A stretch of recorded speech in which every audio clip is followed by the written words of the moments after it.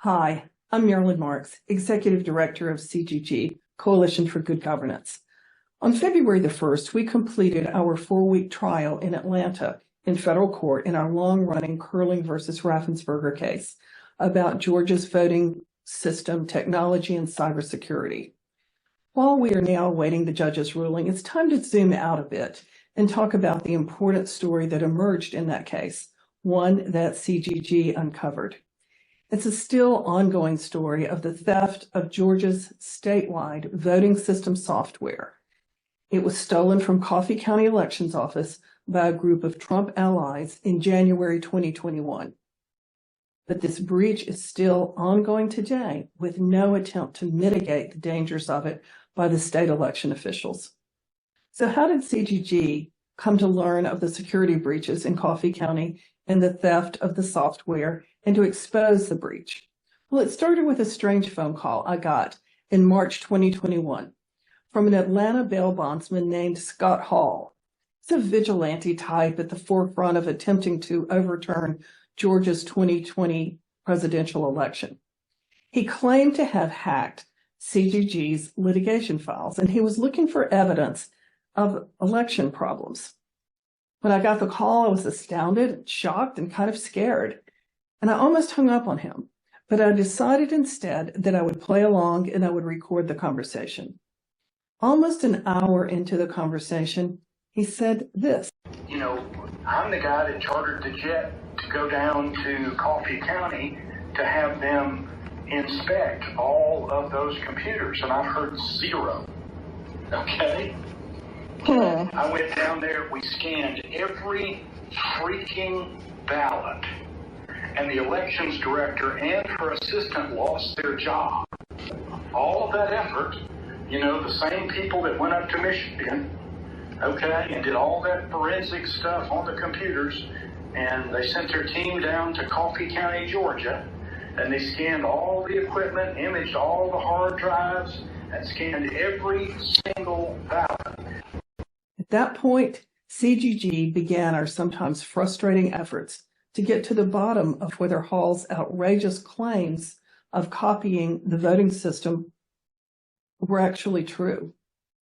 In June 2022, the court permitted us to undertake discovery, and then we set about issuing subpoenas for Coffee County depositions and for documents to gather the facts about the massive security breach and collected them for evidence at trial. Coffee County was dishonest in their responses to our inquiries, claiming that the key videos and emails were lost. And it took us over 6 months to obtain those videos, which show that between January the 7th and the 29th, 2021, 8 unauthorized people showed up at the Coffee County Elections Office, and over the period of 8 days, they were given unlawful access to the system. They copied the software, the data, and even tampered with the system settings. Our work led to the Fulton County District Attorney's indictment of numerous individuals involved in this software theft.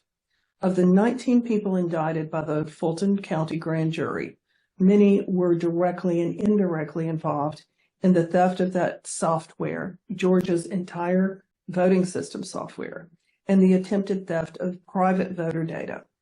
This very serious crime has not received the level of attention it deserves from the press, from state officials, lawmakers, or law enforcement, particularly since the breaches continue to go on even today as the software continues to be distributed to unauthorized individuals in advance of this November's election. Georgia's voting system has been out in the wild now for 3 years.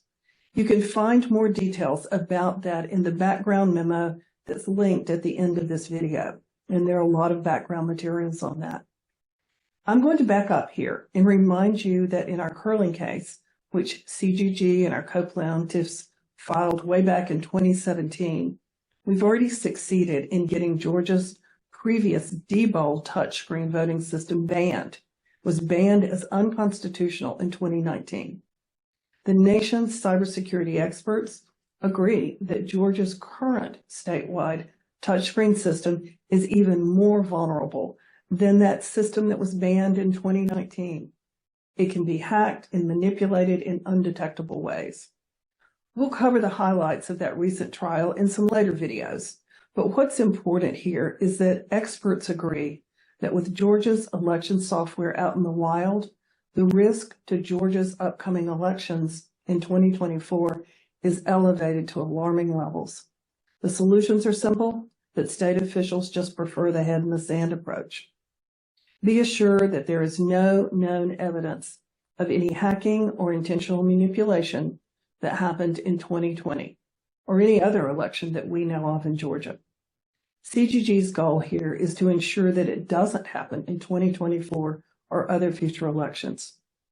Secretary of State Raffensperger and the State Election Board have refused to take any action that would mitigate the danger of the breaches, allowing current software to continue to spread illegally.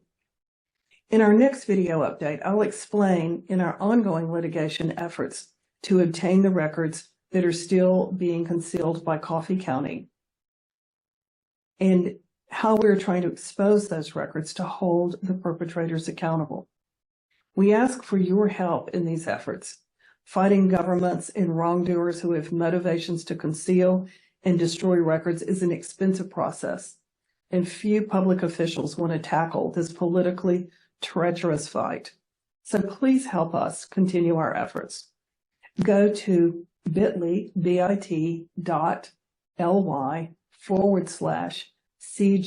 donate. You can help us there. Just scan the QR code or follow the link to make a tax-deductible donation. Thank you so much for your help, and we'll look forward to giving you the next update.